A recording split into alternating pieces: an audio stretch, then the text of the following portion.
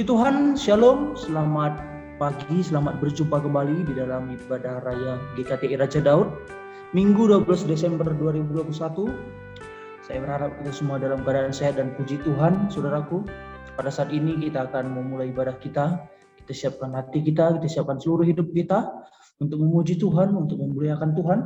Kita awali ibadah ini di dalam pujian kita Sorga Bergema, Kidung Jemaat nomor 99.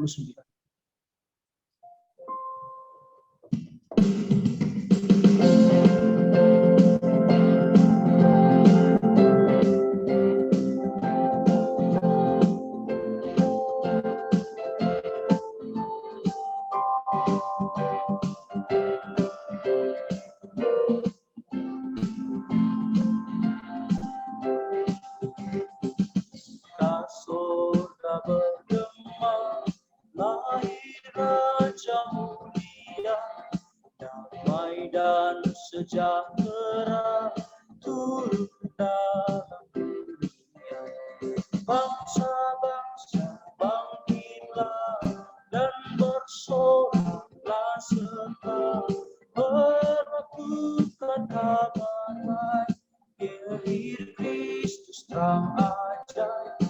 Kita sorga bergema, lahir Raja Mulia. Baik kedua, Raja damai yang besar, surya hidup yang benar.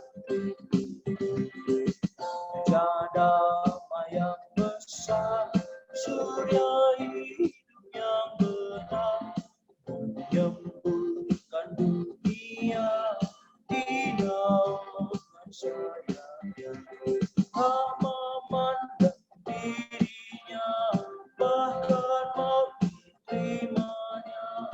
Baik untuk memberi kehidupan abadi. Kita sorga bergema, lahir Raja Mulia.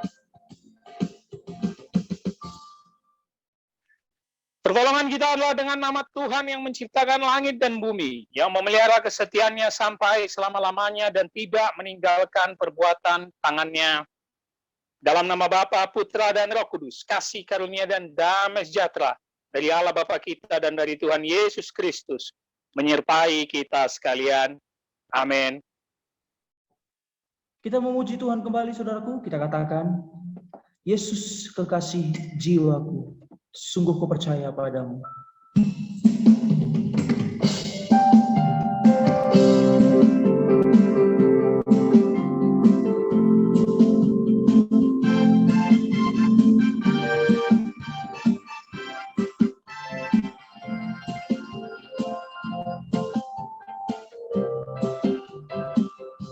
Yesus kekasih jiwaku, sungguh ku percaya padamu. Karena kasih-Mu padaku, Kau tebus dosa. Dari terbitnya matahari dan sampai terbenamnya, Ku angkat lagu pujian, tinggikan nama-Mu. Dengan gendang,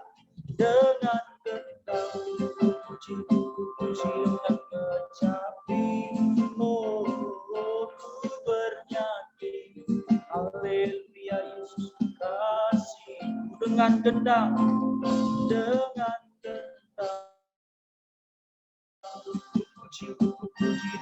kecapi. Oh, ku bernyanyi haleluya Yesus kasih. Sebab Yesus Maha baik, Dia telah memulihkan kehidupan kita, Dia telah memberkati hidup kita. Sebab Dia sayang kepada semua umatnya. Kita katakan, sayang, disayang, aku disayang Tuhan. Sayang, disayang, disayang, aku disayang Tuhan. Aku diangkat jadi anak-Nya, aku disayang. Sekali lagi, sayang, disayang, sayang, disayang, disayang.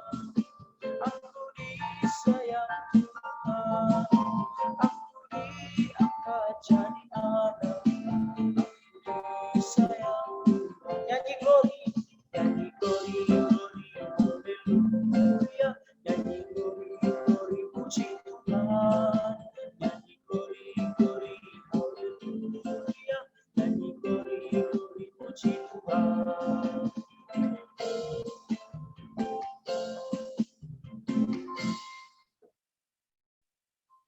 Marilah kita datang mengakui dosa dan kelemahan kita di hadapan Tuhan dengan tulus ikhlas dalam doa. Allah Maha Pengasih dan Maha Penyayang, di hadapan-Mu kami mengaku segala dosa dan kesalahan kami, baik dengan pikiran, perkataan, maupun perbuatan. Kami mendukakan hati-Mu dengan tidak hidup sesuai kehendak-Mu. Kami mendukakan hati sesama dengan menutup diri terhadap mereka yang lemah. Ampunilah dosa kami, ya Allah. Tolonglah kami, supaya kami tidak hidup lagi dalam dosa, melainkan Kristus yang hidup di dalam kami, dan kami pun hidup di dalam Dia. Karuniakanlah kepada kami kemampuan untuk hidup baru bagi kemuliaan nama-Mu. Amin. Janji Allah tentang pengampunan dosa. Jika kita mengaku dosa kita, maka Ia adalah setia dan adil, sehingga Ia akan mengampuni segala dosa kita dan menyucikan kita dari segala kejahatan. Kemuliaan bagi Allah di tempat yang maha tinggi. Amin.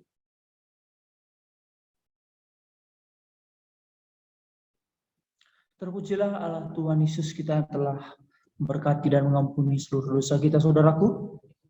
Kita memuji Tuhan kembali, kita katakan, mampirlah dengar doaku, Kidung Jemaat nomor 26.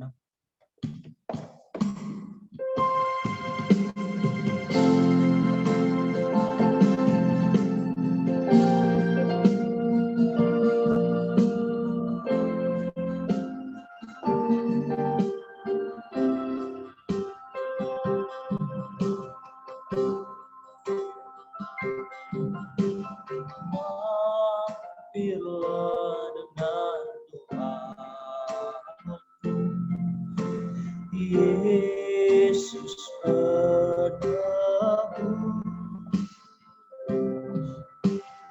Orang lain kau ampuni, jangan-janganku. Yesus Tuhan, dengar doaku.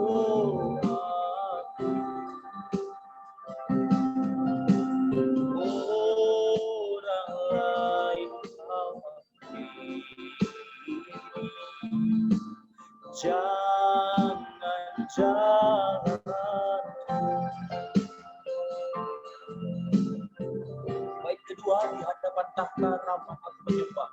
Di hadapan tahta ramah aku menyembah. Tunduk dalam penyesalan. Tuhan tolonglah. Yesus Tuhan,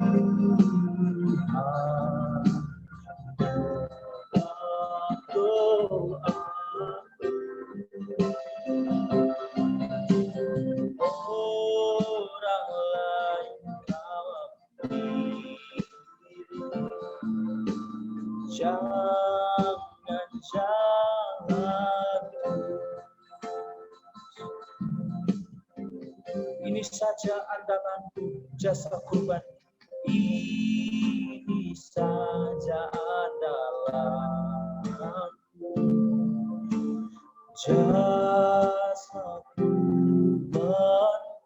Hatiku yang luluh, hatiku yang hancur,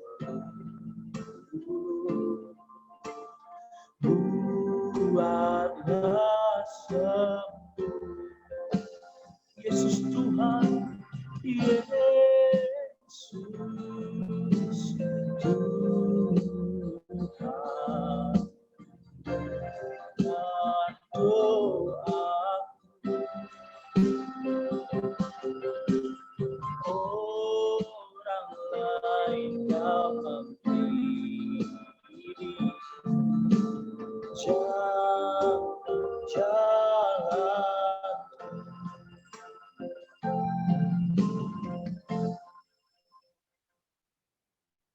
Pengantar firman bagi kita pada minggu hari ini diambil dari Imamat 11 ayat 43 sampai 47.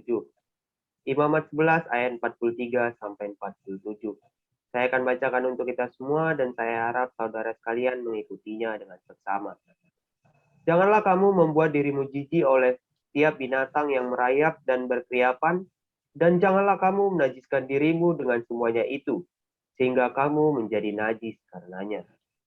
Sebab akulah Tuhan Allahmu, maka haruslah kamu menguduskan dirimu, dan haruslah kamu kudus, sebab aku ini kudus. Dan janganlah kamu menajiskan dirimu dengan setiap binatang yang mengeriap dan merayap di atas bumi. Sebab akulah Tuhan yang telah menuntun kamu keluar dari tanah Mesir, supaya menjadi Allahmu. Jadilah kudus, sebab aku ini kudus.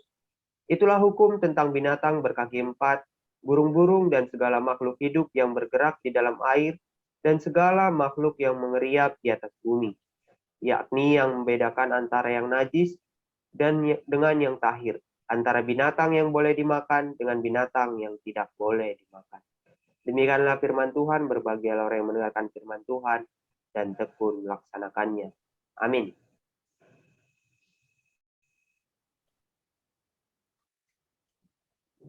Kita memuji Tuhan, saudaraku. Kita lebih dalam lagi menyembah dan memuliakan Tuhan. Kita katakan waktu Tuhan pasti yang terbaik.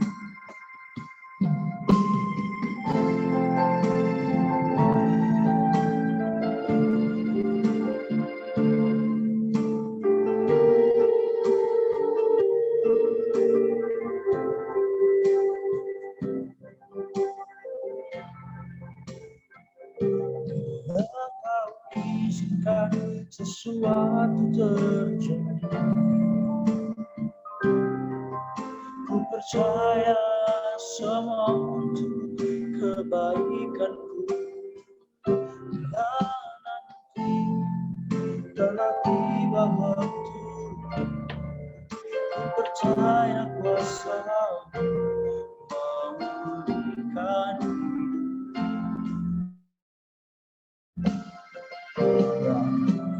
Tuhan pasti yang terbaik.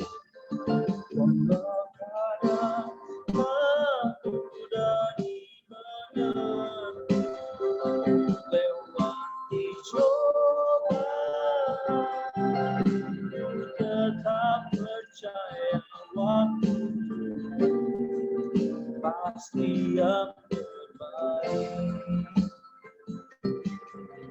Tuhan pasti yang terbaik. Walau kadang tak mudah dimengerti, lewati cobaan, ku tetap percaya waktu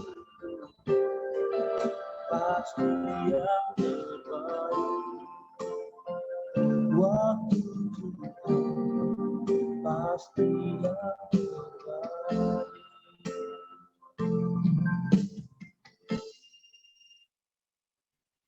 Bersama dengan seluruh umat percaya di seluruh dunia, marilah kita mengucapkan pengakuan iman rasuli kita dengan bersama-sama mengatakan, Aku percaya kepada Allah, Bapa yang Maha Kuasa, Khalik langit dan bumi, dan kepada Yesus Kristus, anaknya yang tunggal Tuhan kita, yang dikandung daripada Roh Kudus, lahir dari anak darah Maria, yang menderita di bawah pemerintahan Pontius Pilatus, disalibkan, mati, dan dikuburkan. Turun ke dalam kerajaan maut, pada hari yang ketiga bangkit pula dari antara orang mati. Naik ke sorga, duduk di sebelah kanan Allah, Bapa yang Maha Kuasa, dan akan datang dari sana untuk menghakimi orang yang hidup dan yang mati. Aku percaya kepada Roh Kudus, gereja yang kudus dan am, persekutuan orang kudus, pengampunan dosa, kebangkitan daging, dan hidup yang kekal. Amin. Warta jemaat bagi kita pada minggu hari ini, kita awali seperti biasa dari persembahan. Saudara sekalian yang terkasih dalam nama Tuhan Yesus, yang tergerak hatinya untuk memberi persembahan ataupun perpuluhan, silakan memberi melalui rekening yayasan, di rekening Bank BCA atas nama Yayasan Pondok Raja Daud, ataupun di rekening gereja di rekening Bank DKI atas nama GKTI Jemaat Raja Daud. Mari bantu pelayanan kita agar terus dapat berjalan. Selanjutnya, kelas pendalaman Alkitab kita adakan di hari Rabu pukul 1 siang melalui virtual Zoom. Jadi bagi teman-teman, saudara sekalian yang berminat untuk mengikuti kelas pendalaman Alkitab, silakan menghubungi Majelis Gereja melalui DM Instagram di @KingDavidMinistry ataupun di WhatsApp di nomor 0812 83833706 agar saat kelas pendalaman Alkitab diadakan, linknya dapat dibagikan dan teman-teman dapat mengikutinya. Selanjutnya YouTube channel, kita punya 2 YouTube channel, hanya Alkitab dan GKTI Raja Daud. Dimohonkan kembali, mohon semua videonya ditonton dan jangan lupa di like, komen, subscribe, dan di share. Agar teman-teman yang di luar sana juga mengetahui apa yang kita pelajari, supaya pengertian kita akan Alkitab sama-sama benar dan sama-sama dalam.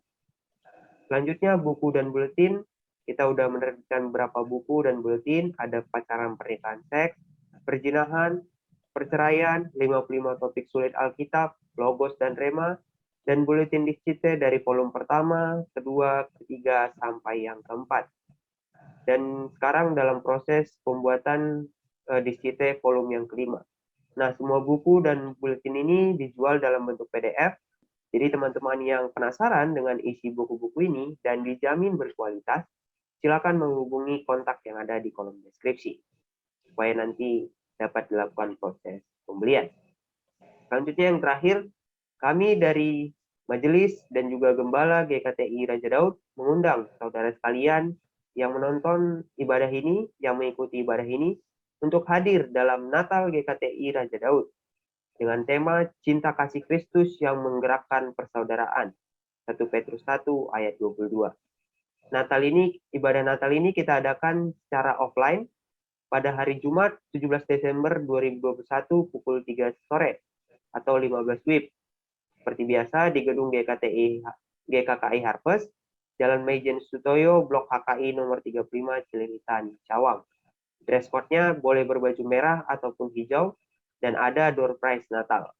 Nah, jadi kami mengundang saudara sekalian untuk bersama-sama kita merayakan perayaan Natal, di mana kita menyambut kelahiran Tuhan kita, Yesus Kristus. Demikian warta pada minggu hari ini. Tuhan Yesus memberkati.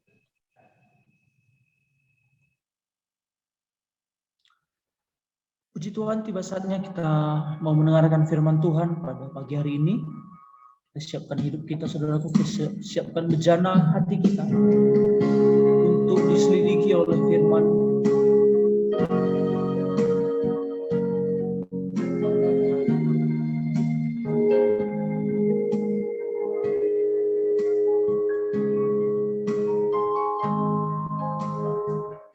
Selidiki aku,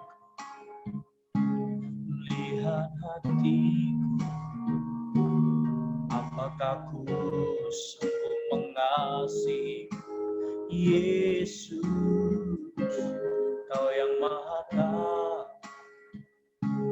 dan menilai hidupku, tak ada yang tersembunyi bagimu. Telah kulihat kebaikan-Mu yang tak pernah habis di hidupku. Berjuang sampai akhirnya Kau dapati aku tetap setia. Telah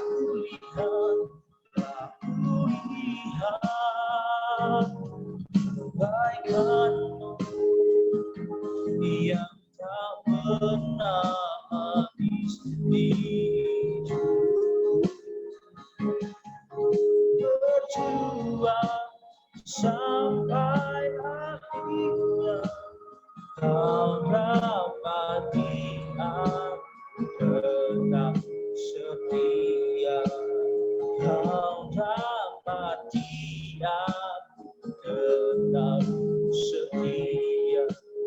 Kau dapati aku tetap setia.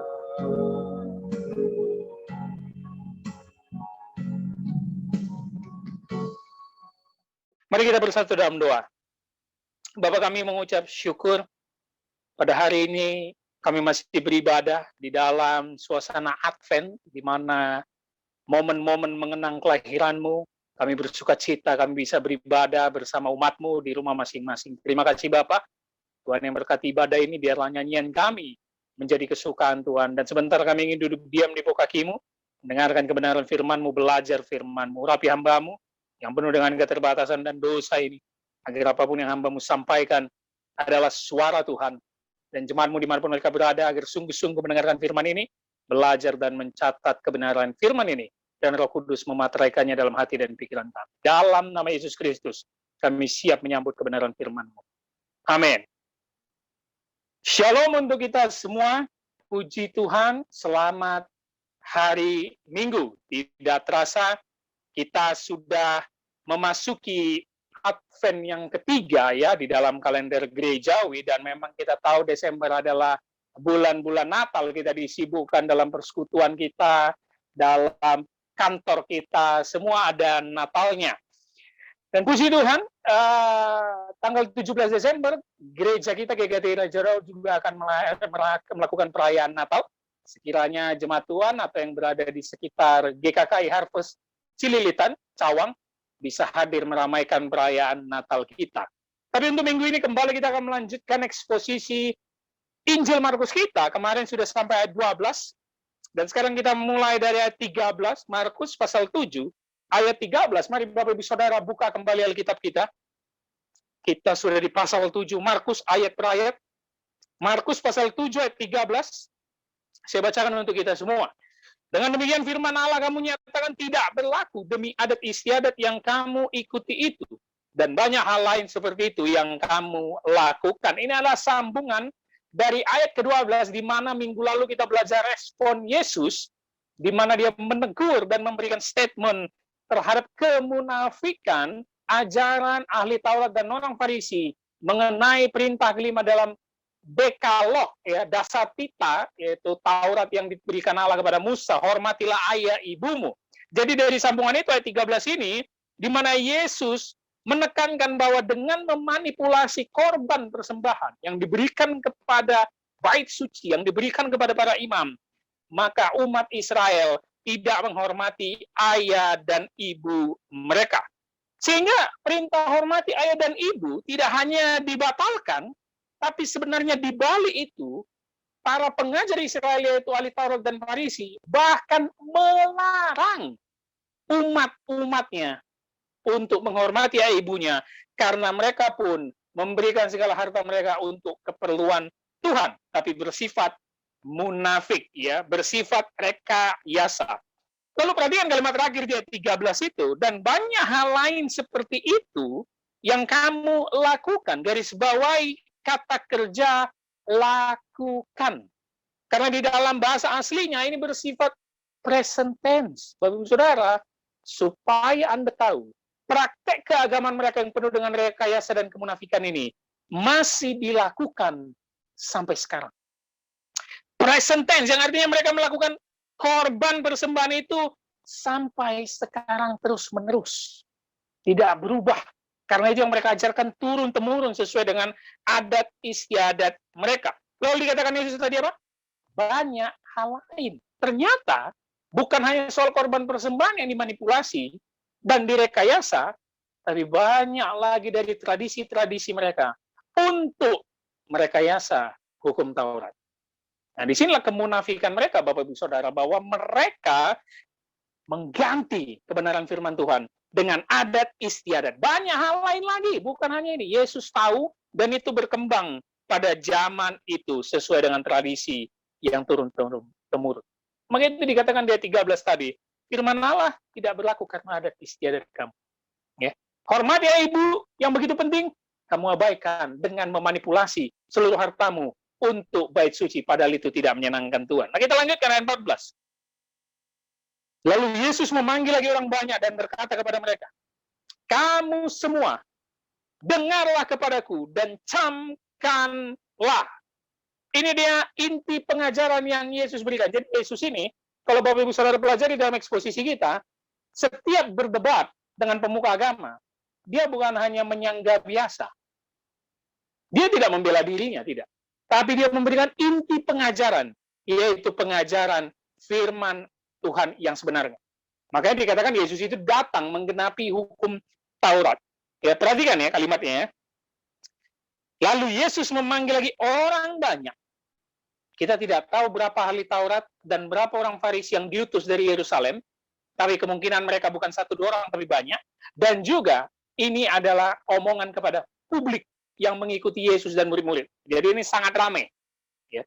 Dia tidak hanya fokus kepada ahli Taurat dan orang Farisi, tapi dia fokus juga kepada setiap jemaat orang Yahudi yang mengikuti dia. Kenapa? Karena supaya diperbaiki mindset mereka, bahwa ajaran pemuka agama yang mereka ikuti, itu tidak sesuai dengan firman Tuhan.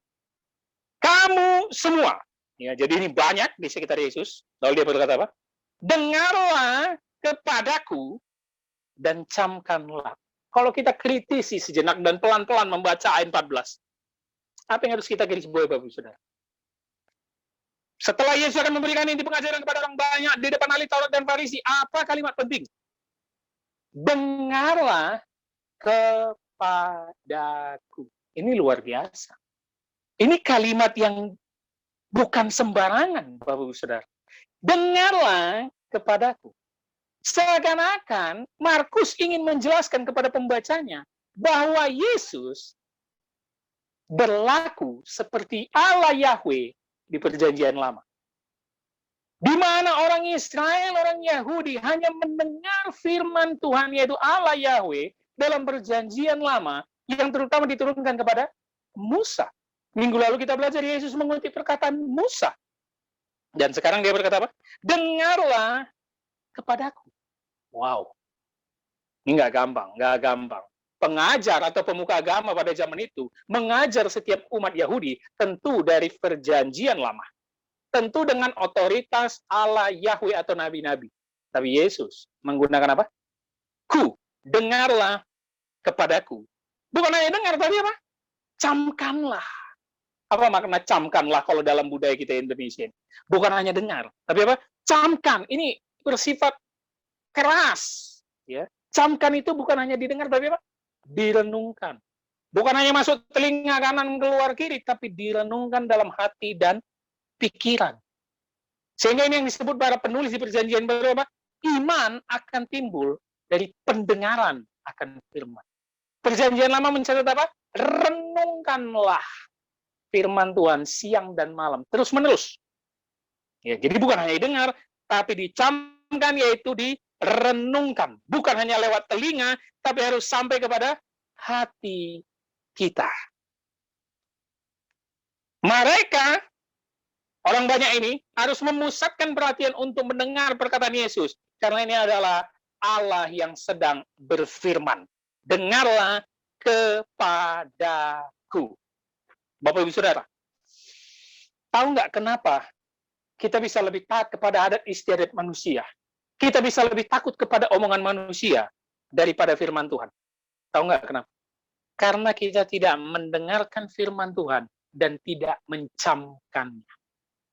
Firman itu hanya lewat sekelibat, lewat sebentar. Misalnya kita ibadah minggu di gereja, dengar khotbah. Itu pun ada yang nggak dengar. Mungkin lebih banyak persentase yang nggak dengar. Main handphone, pikiran kemana-mana, ya, ngobrol kiri kanan, nggak mendengarkan, apalagi mencamkan, lebih sulit lagi. Maka di gereja kita, GKT Raja Daud, saya mengajak semua muda-mudi mencatat firman Tuhan, supaya dibawa pulang, direnungkan, dan dicamkan. Kita sering sibuk dengan budaya kita yang terkadang melewati batas dari firman Tuhan, tapi kita mengikuti yang salah tersebut karena kita tidak mendengar dan mencamkan firman Tuhan. Nah, ini yang penting. Kalau kita mendengar dan mencamkan firman Tuhan dengan tepat, apapun adat istiadat dan budaya kita, kita bisa melihatnya sebagai suatu kebenaran atau kesalahan. Kalau ada yang salah, maka kita mentransformasinya, membuat menjadi lebih baik. Jangan semua diikuti. Itu pentingnya put God first. Back to Bible. Ya. Supaya itu menjadi landasan kita dalam menjalani hidup ini. Dengarkanlah firman Tuhan, dengarkanlah Yesus Kristus, dan camkanlah, renungkan dan lakukan dalam kehidupan sehari-hari.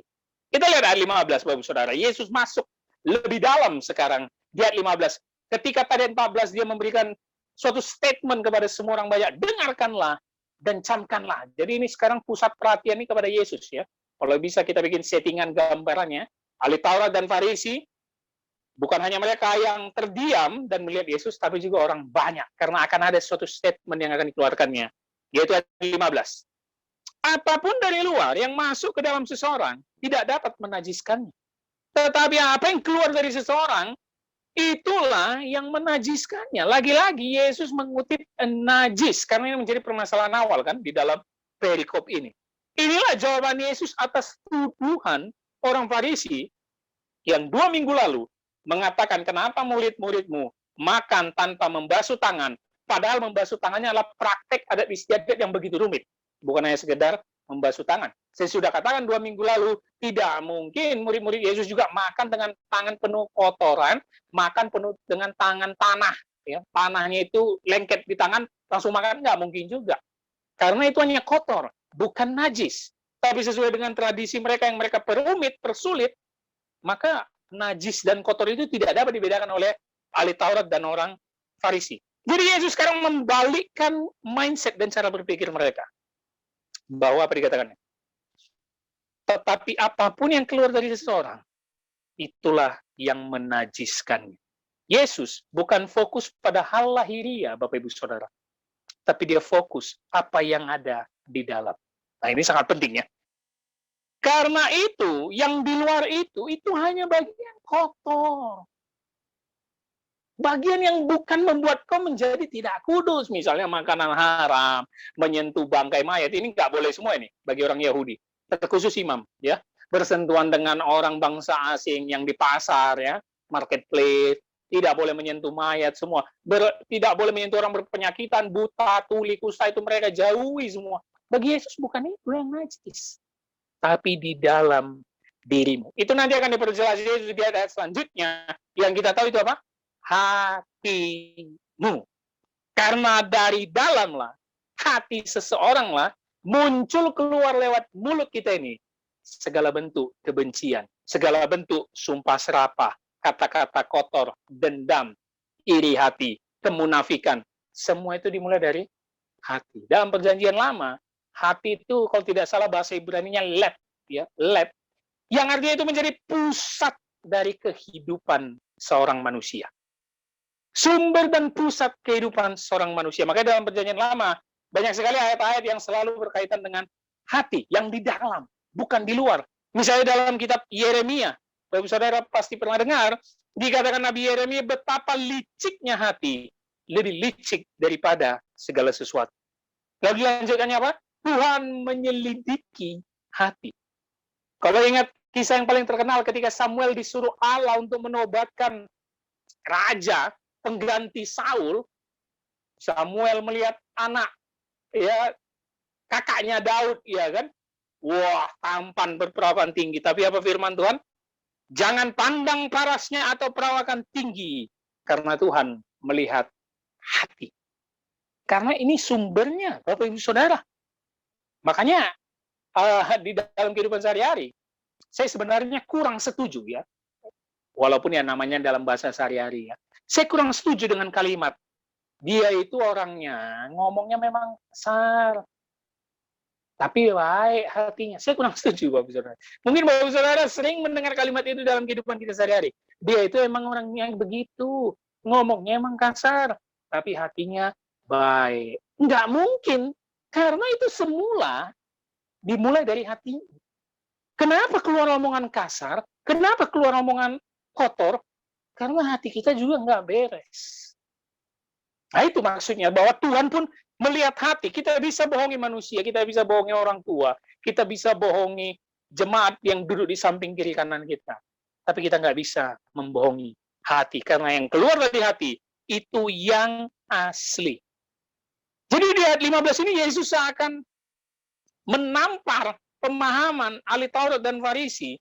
Kalau kau ngomongnya soal cuci-cuci bejana, ya minggu lalu kan dijelaskan juga ada tradisi mereka membasuh ya, baptismois ya, menggunakan bahasa asli baptis, bejana, wadah, tembaga-tembaga. Yesus mau bilang begini, kalau di luar saja, di dalam bejana itu, ya di luar itu, bejana itu terlihat kotor, nah sih dari luar nih, dalamnya pasti lebih-lebih lagi, Bapak Ibu Saudara. Ya. Jadi bagi Yesus, yang najis itu bukan soal membasuh tangan. Yang najis itu bukan soal kau menyentuh mayat. Yang najis itu bukan soal kau ketemu orang kusta, bukan. Di dalam hatimu. Dan ini langsung menunjuk secara langsung kepada ahli Taurat dan orang Farisi. Jika bagian dalam bejana yang sibuk saja, yaitu yang kau anggap itu najis dan kotor, sehingga cara cucinya harus dengan gaya-gaya ritual yang sangat rumit, terlebih lagi bagian dalam orang. Bagaimana kok cara mencuci bagian dalam itu? Jangan hanya bejana kita tahu cara mencucinya gitu loh. Itu yang dimaksud Yesus. Jangan kau sibuk membuat tradisi tulisan cara mencuci bejana yang supaya tidak najis. Coba di dalam tubuhmu, bejana tubuhmu ini kau bersihkan. Itu maksud Yesus, Bapak Saudara. Kita mungkin sering dengar lagu yang terkenal ya. Jagalah hati, jangan kau kotori. Iya, itu gampang dinyanyikan memang, tapi sulit dipraktekkan. Karena hanya Tuhan yang tahu hati kita, bahkan pasangan terdekat kita pun tidak tahu hati kita ya. Di luar kita tampak baik, dalamnya busuk. Di luar kita tampak religius, beragama. Haleluya, puji Tuhan. Tapi dalamnya penuh dengan hati pendendam. Makanya saya selalu menasihati rekan-rekan saya ataupun jemaat begini. Jangan heran kalau ketemu kasus, baik kali loh dia padahal. Aku kenal dia itu udah 5 tahun loh. Tapi ternyata dia pemerkosa. Jangan heran. Karena dari luar ini kita gampang menipu sesama kita manusia. Hati siapa yang tahu? Itu yang Yesus pengen bereskan. Bahwa engkau pemuka agama, ahli Taurat dan Farisi, kau itu di luar aja itu, sok-sok bersih. Tapi dalammu tulang belulang, kata Yesus. Munafik, berapa kali Yesus mencela mereka dengan kata munafik. Makanya dimulai hukum terutama apa? Kasihilah Tuhan Allahmu dengan segenap hati. Dimulai dari hati. Itu maksud Yesus ayat 15. Coba kita lihat ayat 16. Ayat 16 ini cukup unik. Kalau Bapak Saudara lihat di Alkitab, itu pakai tanda kurung. Ya biasanya kalau pakai tanda kurung, itu ditambahkan di dalam salinan-salinan tua, kuno. Karena kemungkinan di dalam Injil Markus yang paling tua, ini nggak ada.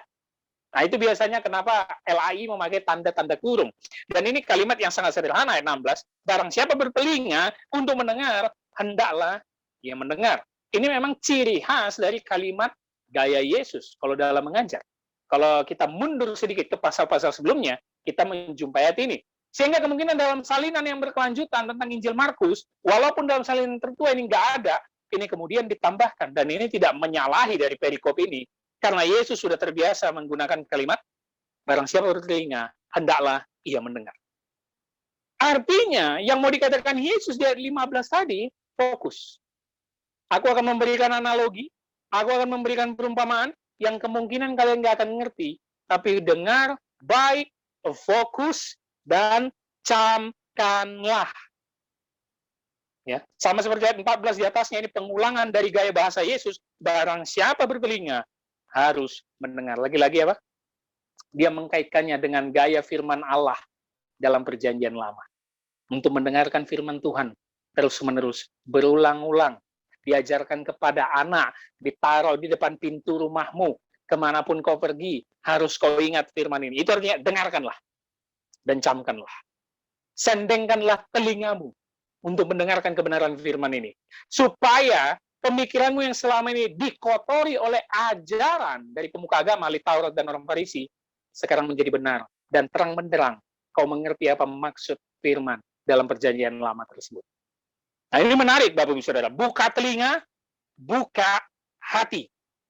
Engkau harus melaksanakan hukum Taurat firman Allah dalam perjanjian lama, bukan taat mati-matian kepada adat istiadat yang diturunkan nenek moyang orang Yahudi atau pengajar-pengajar mereka. Tidak. Dengarkan, camkan, taati firman Tuhan, Taurat, yang kalian pelajari itu dari nabi-nabi utusan Allah seperti Musa. Kita masuk ayat 17. Sesudah ia masuk ke rumah untuk menyingkir dari orang banyak, murid-muridnya bertanya kepada tentang arti perumpamaan itu. Kayaknya settingannya berubah. Tadi kepada orang banyak, di depan ahli Taurat dan Farisi, Yesus berkata apa tadi di ayat 15-nya? Apapun dari luar yang masuk ke dalam seorang, tidak najis. Tapi apa yang keluar dari seorang, itu menajiskan. Mereka bingung semua, Bapak Saudara. Murid-murid pun bingung, makanya di ayat 17, Yesus seperti meninggalkan orang banyak, dan langsung masuk ke sebuah rumah. Dipenuhi dengan tanda tanya dari murid-murid. Kalau kita lihat referensi dari Injil Matius, karena Matius juga mencatat cerita ini, murid-murid menegur Yesus dulu, sebelum mereka masuk ke rumah. Murid-murid bilang gini, engkau tahu perkataanmu itu menjadi batu sandungan bagi orang Farisi. Tapi Yesus nggak peduli. Dia bilang apa? Biarlah orang buta menuntun orang buta, mereka akan masuk ke dalam lubang. Wow, Yesus nggak peduli. Karena murid-murid yang tahu tradisi pun, mereka Yahudi, dan orang banyak yang mendengar, ini ajaran yang baru. Kok Yesus berani ngomong gitu depan pemuka agama yang sudah nenek moyangnya mengajarkan turun-temurun? Yesus nggak peduli. Mereka masuk ke rumah. Kalau Injil Matius, lebih detail. Yang bertanya ini Petrus. Ya, Petrus bilang, jelaskanlah perumpamaan itu kepada kami. Ingat, settingnya sudah berpindah. Ini ke rumah. Tapi yang menarik, tidak ada balasan sanggahan dari orang Farisi ataupun ahli Taurat. Benar ya? Tidak ada Injil Markus mencatat teks. Apa maksudmu? Nggak ada. Mereka diam ketika Yesus menjelaskannya di depan orang banyak. Karena mereka tahu, mereka lah yang disebut Yesus. Bahwa mereka ini orang najis dari dalam. Nggak ada sanggahan, Bapak Saudara. Mungkin mereka sudah tertusuk ke dalam hatinya. Karena Yesus berkata yang sebenarnya. Murid-murid bertanya. Yang kita tahu dari pasal-pasal sebelumnya, perikop di atasnya, murid-murid belum tercerahkan oleh kebenaran. Kita jangan bilang murid-murid bodoh, ya, bukan. Tapi belum tercerahkan oleh kebenaran. Nah, yang menjadi pertanyaan, Bapak Saudara. Kalau gitu, Pak Pendeta, buat apa semua ritual dalam perjanjian lama itu? Kan Allah juga yang memerintahkan melalui nabi-nabinya termasuk Musa, bahwa jangan menyentuh mayat. Bahkan imam itu nggak boleh berkabung loh, kalau saudaranya meninggal. Nggak boleh.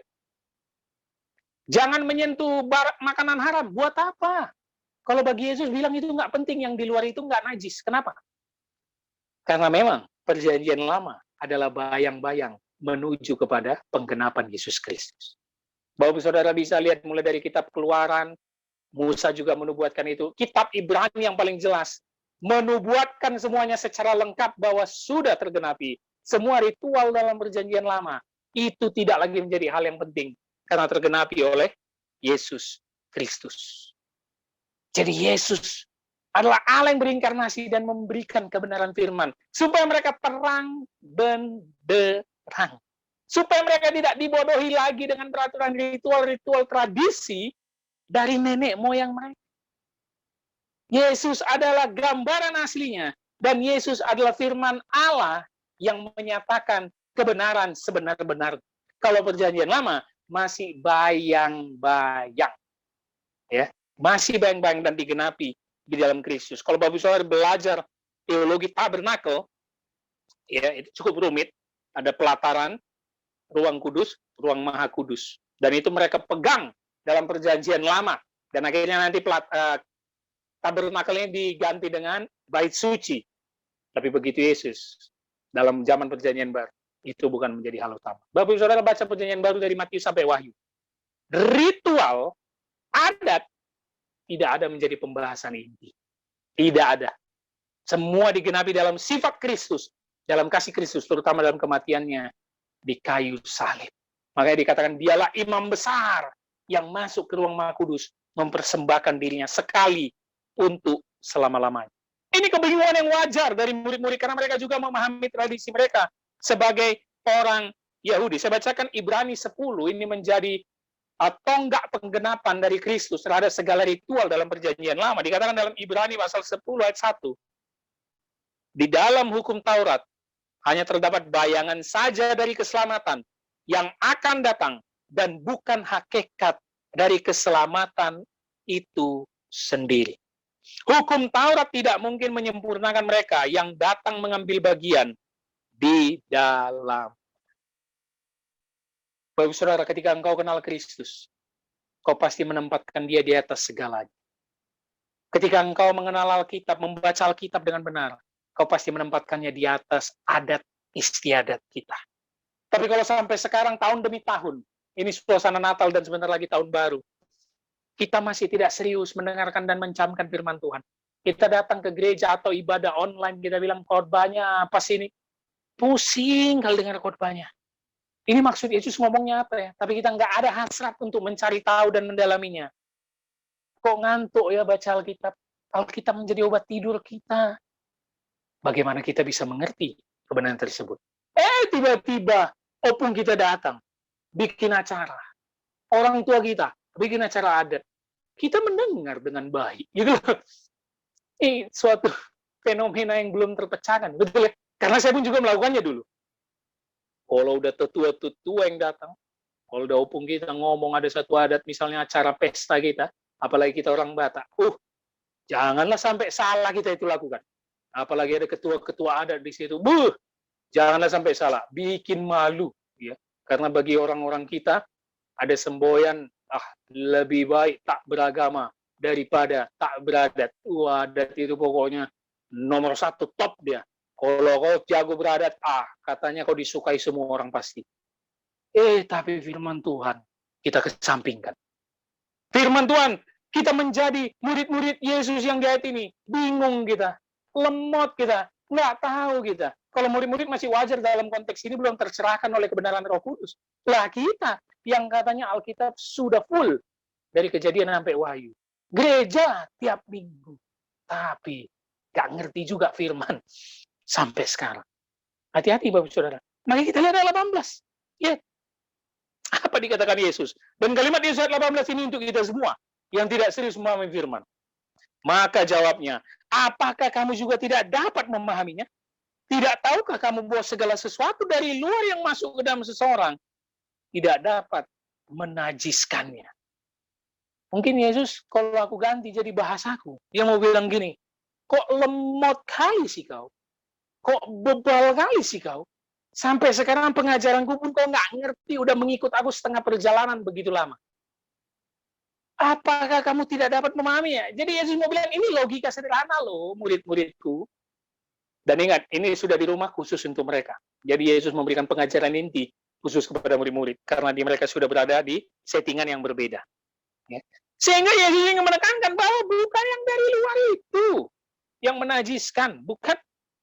Tapi dari dalam, yaitu hati. Itu akan dijelaskan lebih lanjut di ayat 19 yang akan kita mulai di minggu depan. Coba saya bacakan saja, ini kelanjutannya soalnya, karena koma di ayat 18. Ayat 19-nya, karena bukan masuk ke dalam hati, tetapi ke dalam perutnya, lalu dibuang di jamban. Dengan demikian, ia menyatakan semua makanan halal. Kita teringat kisah Petrus, di kisah para rasul yang mendapatkan penglihatan, bahwa dia disuruh makan makanan haram. Dia bilang, enggak Tuhan. Kenapa? Karena Petrus juga masih memegang adat istiadat tradisi Yahudi. Tidak boleh menyentuh, apalagi memakan makanan haram. Tapi apa dikatakan? Apa yang kunyatakan halal, maka halal. Segala makanan halal. Karena itu dari luar yang tidak akan menajiskan diri. Tapi fokus kita, yaitu dari dalam. Itu yang berbahaya. Maka tidak heran ya saya berkata apa? Di perikop ini, 2 minggu lalu, hati mereka jauh daripadaku. Mereka mengikuti adat istiadat manusia. Mereka munafik. Kenapa? Hati mereka jauh daripadaku. Ini yang akan kita lanjutkan di ayat 19 minggu depan, dan kita akan menghabiskan perikop ini di minggu depan mengenai makanan boleh masuk ke mulut, semua makanan halal, berakhir di tempat yang sama di ayat 19, yaitu jamban, tempat pembuangan kotoran kita. Dan Markus memahami Yesus dengan menyatakan bahwa adat istiadat sudah bukan menjadi hal yang utama dalam kehidupan orang Yahudi. Bagi orang percaya, adat istiadat bukan menjadi hal yang utama, tapi adalah hatimu diperbaharui. Roh Kudus memperbaharui kita. Yesus menjamah hati kita. Ini yang penting Bapak Saudara. Sekiranya firman ini menegur kita supaya kita tidak menjadi orang yang munafik, yang mempermasalahkan hal-hal lahiriah. Saya mau katakan ya, bagi saya yang tidak makan makanan haram yang dianggap haram, misalnya babi kita bilang, bagi saya itu bukan esensial. Tapi kita harus menghormatinya. Jangan kita bilang sesat. Bagi yang nggak makan ini, nggak ada masalah. Yang penting hati kita mencerminkan karakter Kristus. Mencerminkan umat. Karena dari hatilah semua sumber pikiran dan hidup kita. Sehingga jangan kita menjadi orang munafik. Kita akan lanjutkan minggu depan menghabiskan perikop ini. Kiranya Bapak Ibu Saudara akan terus mengikuti pengajaran eksposisi Injil Markus kita. Dan kita akan menyelesaikan pasal 7. Walaupun kemungkinannya tidak dapat, tapi sampai tahun depan. Amin. Mari kita berdoa. Bapa, kami mengucap syukur, kami bisa kembali mendalami firman-Mu. Kiranya lewat firman ini kami nasihati supaya kami bukan menjadi orang yang munafik, yang di luar kelihatan bersih, yang di luar kelihatan baik, tapi sebenarnya hati kami penuh dengan kebusukan. Ampuni kami Bapa, firman ini kiranya dimateraikan Roh Kudus kepada setiap jemaat yang mendengar di rumah masing-masing, agar mereka terus mengikuti kebenaran firman Tuhan, taat kepada perintah Tuhan melebihi segalanya.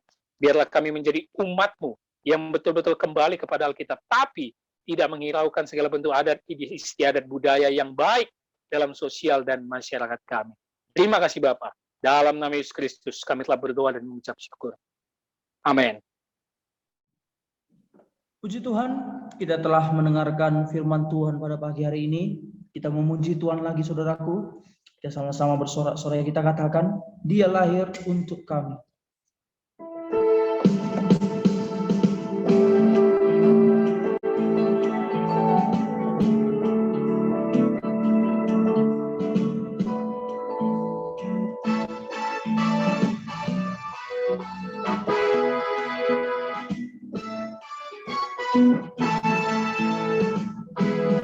Dia lahir untuk kami, Dia mati bagi kami, Dia bagi kita semua. Dia Tuhan kami, Dia itu Allah kami, Sang Penebus Juru Selamat dunia. Dia itu firman Allah yang turun ke bumi, yang jadi sama dengan manusia. Dia itu Tuhan kami, Dia itu Allah kami, Dia Raja di atas segala raja.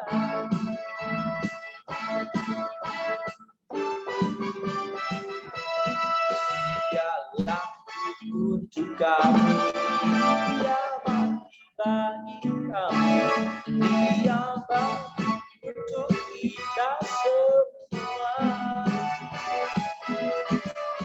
Dia itu Tuhan kami, Dia itu Allah kami, Sang Penebus Juru Selamat dunia. Dia itu firman Allah yang turun ke bumi, menjadi sama dengan manusia.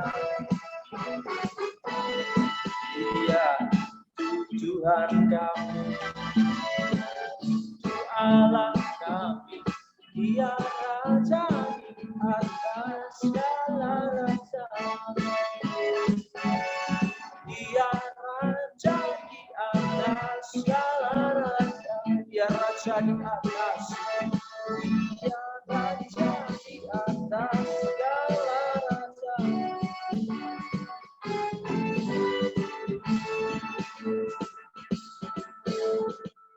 Mari kita bersatu dalam doa untuk mengakhiri ibadah kita. Bapak, kami mengucap syukur Tuhan memberkati ibadah kami dari awal pertengahan sampai akhirnya di tempat kami masing-masing. Kiranya ini menjadi kesukaan-Mu, nyanyian pujian kami, kiranya menjadi dupa yang harum di hadapan-Mu. Dan firman yang ditabur, kiranya dimateraikan Roh Kudus dalam hati dan pikiran kami, supaya kami menjadi anak-anak-Mu yang betul-betul memiliki hati yang baru, yang mengalami transformasi hidup, yang dijamah oleh Roh Kudus, sehingga kami bukan menjadi orang yang munafik, Terima kasih Bapak, hamba-Mu berdoa buat tangan-tangan yang sudah memberi persembahan, terkhusus membantu pelayanan GKT Raja Daud dan Yayasan Pondok Raja Daud. Tuhan berkati setiap jemaat, orang-orang yang membantu agar keluarganya terus diberkati Tuhan dan dipakai untuk melayani Tuhan.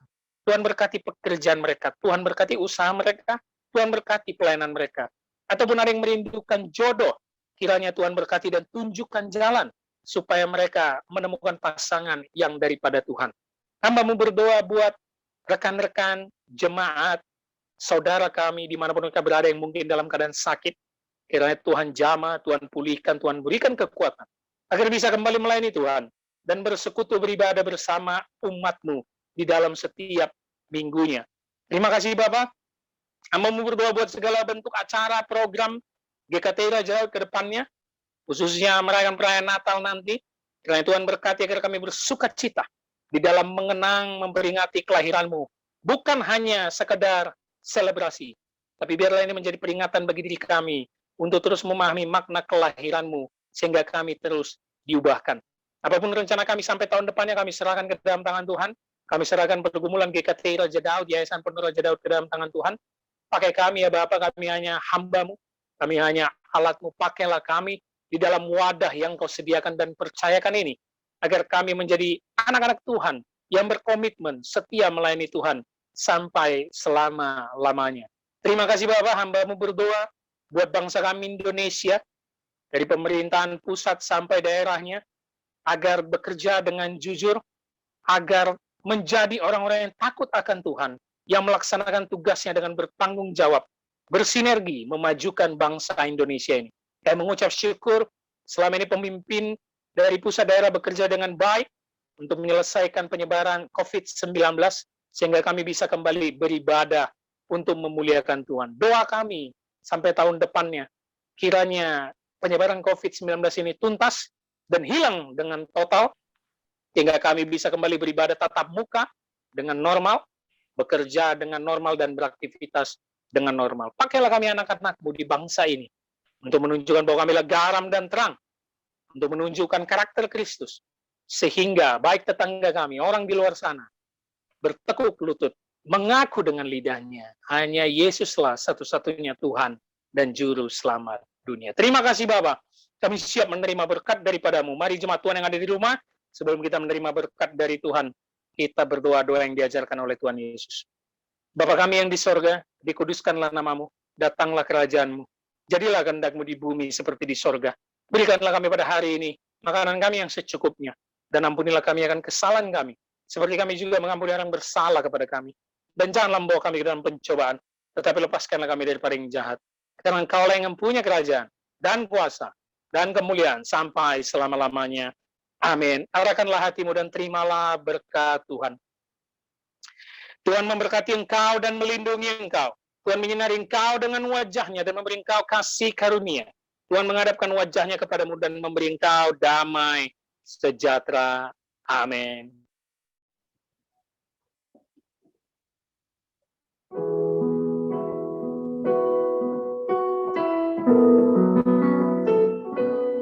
Bapa,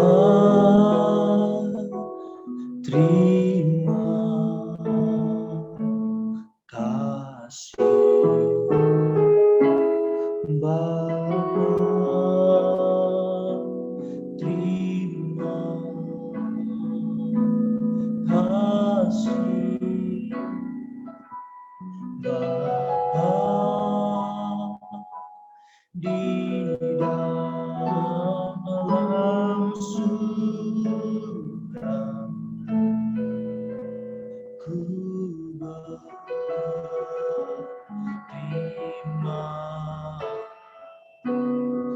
kasih.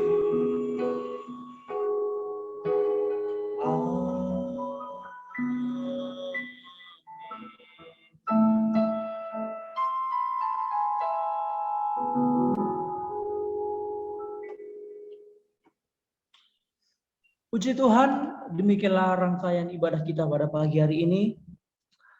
Terima kasih buat saudara yang tetap setia untuk beribadah di GKTI Raja Daud. Pada hari-hari yang berikutnya saudaraku, kita akan berjumpa kembali.